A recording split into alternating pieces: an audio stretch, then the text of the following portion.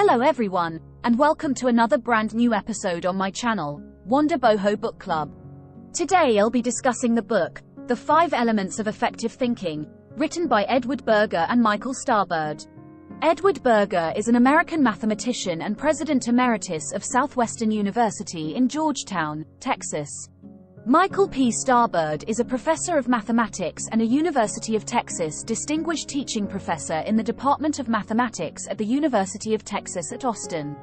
In The 5 Elements of Effective Thinking, the authors present practical and enjoyable methods to enhance your creativity and thought process. The book offers practical techniques and clear action steps with real-life examples to enhance your problem-solving abilities.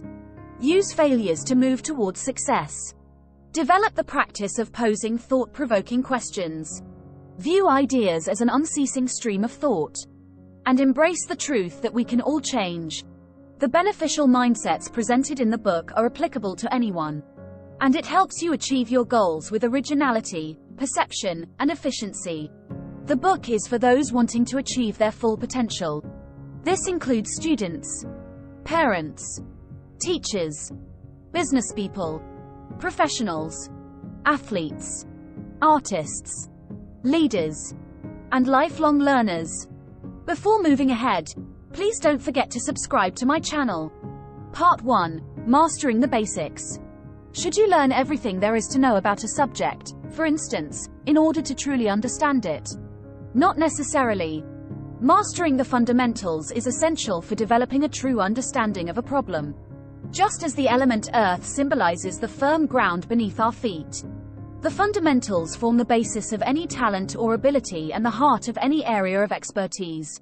A person who aspires to become an expert will frequently try to simultaneously master a number of complex theories or facts, such as a student studying for a significant exam.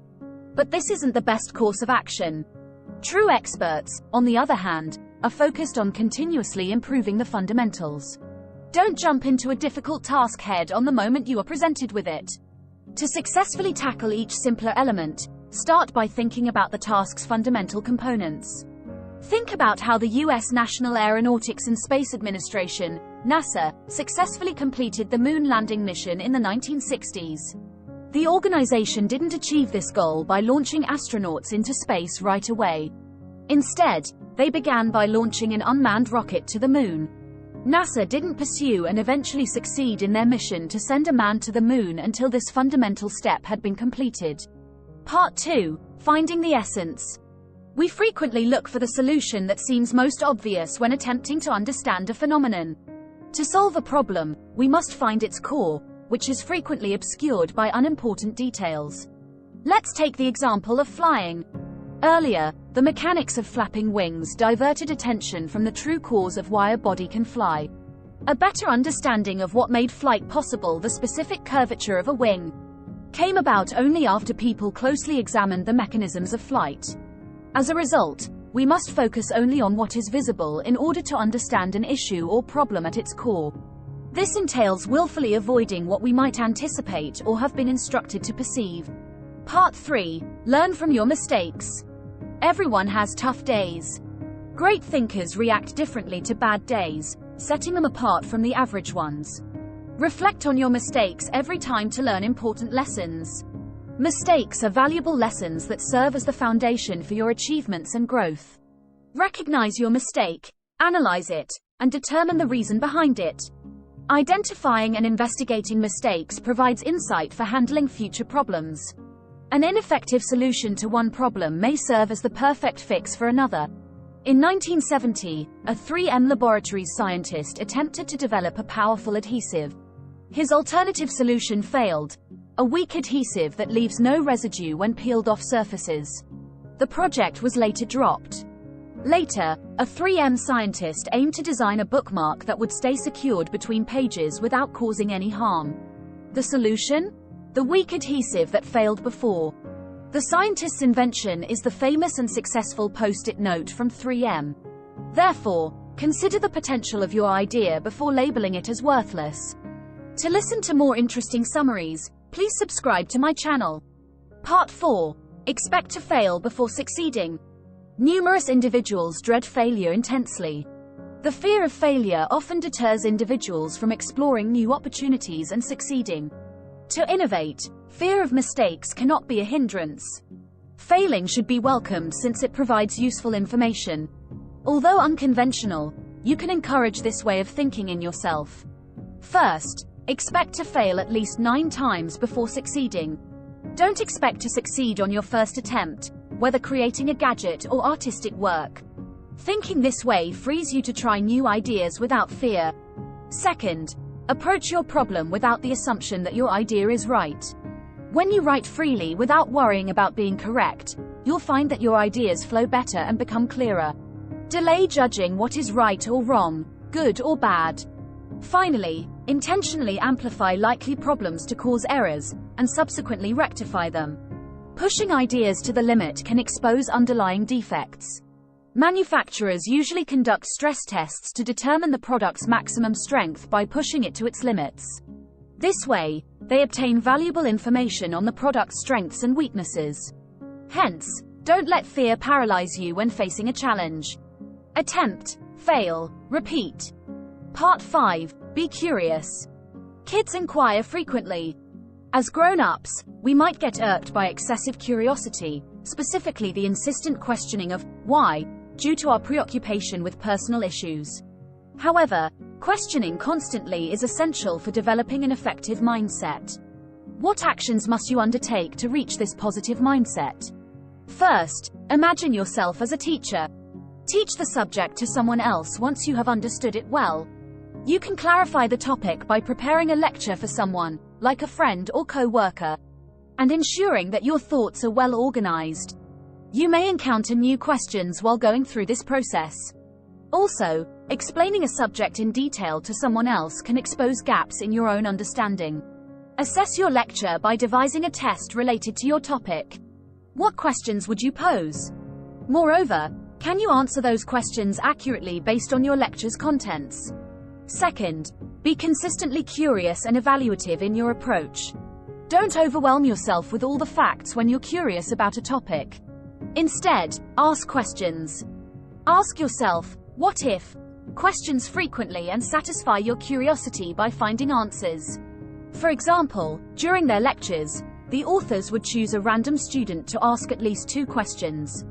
As a result, the questioner typically gains and retains a better understanding of a subject than other students present at the lecture, as the questioner has to develop an inquisitive nature in order to ask good questions. Part 6. Asking the right questions. Skillful questioning is priceless. What makes a good question? Effective questions lead to new insight and solutions by engaging your mind. A question that is unclear or unproductive can hinder progress or decision-making. A general question such as, how to get better grades, won't provide a specific answer that can actually improve your grades. A good question is clear and focused.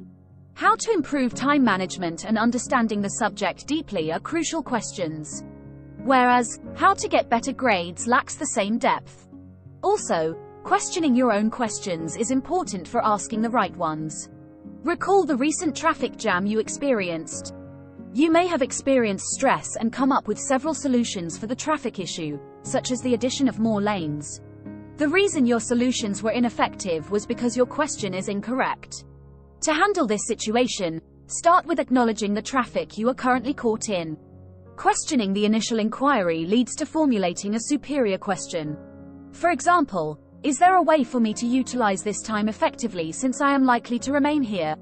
The ultimate question is more philosophical in nature. Why am I doing this task? So, question your motives and goals before starting any project. Part 7. Learn from the past. Original ideas are variations of existing ones.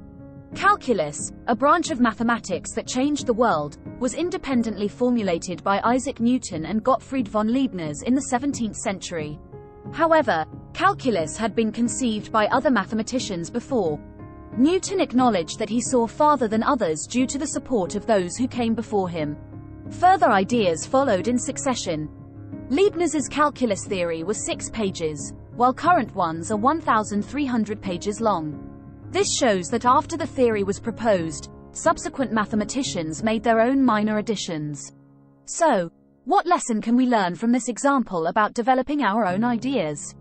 To develop new ideas, examine the ideas of the past.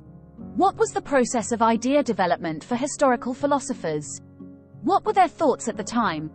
After much trial and error, great ideas become apparent. Accepting this will help your thoughts flow and achieve your goals faster. To listen to more interesting summaries, please subscribe to my channel. Part 8. Continuing the flow of new ideas. New ideas beget new ideas. Don't halt your thinking process upon finding one solution for a problem. The best thinkers remain effective by constantly using new ideas for inspiration. For example, the light bulb solved the problem of illuminating dimly lit spaces. However, this one idea led to many other discoveries: electric heaters, television, and computers. Considering the light bulb as a starting point instead of an end product led to a plethora of new ideas and discoveries. Similarly, view each solution as a step towards new destinations in the forever flowing river of ideas. All ideas naturally lead to further ideas, so the real question is how to find new ideas. Ask yourself, what's next? And take the first step to tackle your next challenge. Part 9. Embracing change. Be prepared to change your life if you're unsatisfied with the way things are going. Be open to change. Many view change as hard or complex. Instead, they believe in persisting on the current route, hoping for improvement. But this isn't true. To better your life, making changes is essential. Your only requirement is being open to change. You must make mistakes intentionally to generate better ideas, although it may not be easy to do so. Just do it, without worrying about risks. Also, you need to do this repeatedly. To change and evolve constantly is necessary for transforming yourself. Addressing a single area of improvement requires time. Addressing the next area will also be time-consuming. Once you think you've covered all areas of improvement, restart the first area and continue the process. Conclusion. Unconventional thinkers are ordinary individuals with extraordinary ideas. Confront difficult tasks boldly. Welcome failure as a means to gain knowledge that can be useful in other areas as well. Develop curiosity by asking more questions, including ones you already know the answer to enhance your understanding. Think outside the box and innovate unconventional solutions to problems. By using the effective thinking methods given in this book, you can find success and abundance in all areas of your life. Thank you for watching this episode. Please don't forget to subscribe. Your likes, comments, and shares are highly appreciated. See you soon in our next episode.